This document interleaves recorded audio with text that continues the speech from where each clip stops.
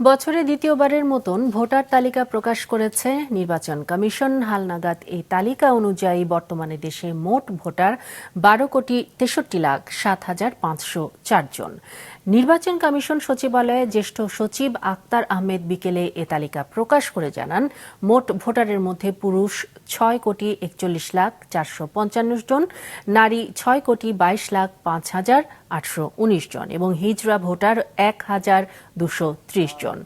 গত 10 আগস্ট প্রকাশিত খসড়া তালিকায় নতুন করে প্রায় 46 লাখ ভোটার যোগ হয়েছে এবং 21,33,000 ভোটারের নাম বাদ দেওয়া হয়েছে। সচিব জানান, আগামী নভেম্বরে তৃতীয় দফায় হালনাগাদ করে চূড়ান্ত ভোটার তালিকা প্রকাশ করা হবে।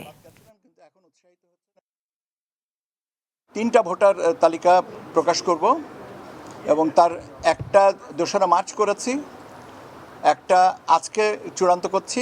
এটার সম্পূরক তালিকাটা আমরা গত 10 আগস্ট আপনাদেরকে জানিয়েছিলাম, আর আরেকটা করব 31 অক্টোবর পর্যন্ত সময় নিয়ে।